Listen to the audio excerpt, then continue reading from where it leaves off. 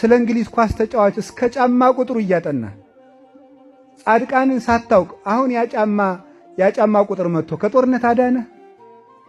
እግዚአብሔርን ትተህ ስታውደልድል ሆነ ምንድነው የምትሉት? ይሄ ኳስ የምታዩት ቤት ምን ቤት ነው የሚባለው?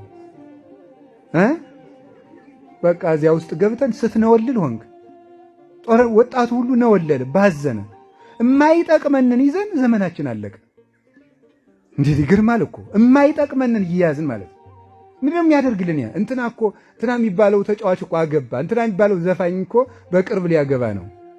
እንዴ ሰዎቹ እንጀራቸውን ይሰራሉ፣ አንተ በእነሱ ነፍስ ትፈርሳለች። ሰዎቹ ቤት ሰራን እያሉ ነው።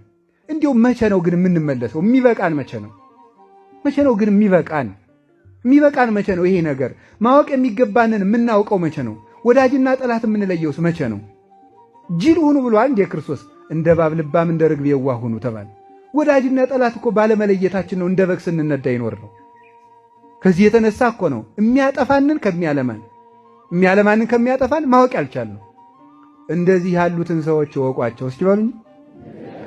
ቅዱስ ጳውሎስ ሁለት ሰዎች እንድናውቅ ነግሮናል። እውቅወሙ ለገበርተ እኪት፣ ክፉ ሰዎችን እወቁባቸው ብሏል።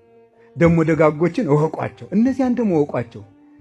ክርስቲያን ማለት ጠንቃቃ ማለት ነው። ጎርጎርዮስ ዘኑሲ ሲናገር የክርስትና ዘውዱ መጠንቀቅ ነው ይላል። እስኪ በሉ የክርስትና ዘውዱ ምንድን ነው? መጠንቀቅ ነው። በአፍ መጠንቀቅ፣ በአካሄድ መጠንቀቅ፣ በኑሮ መጠንቀቅ ነው። የተጠነቀቀ ሰው ልባም ሰው ዘመንን ያልፋል። ልባም ሰው ሐሰበው ይደርሳል። ልብ ነው የጠፋው፣ ሌላ አልጠፋም በእውነቱ።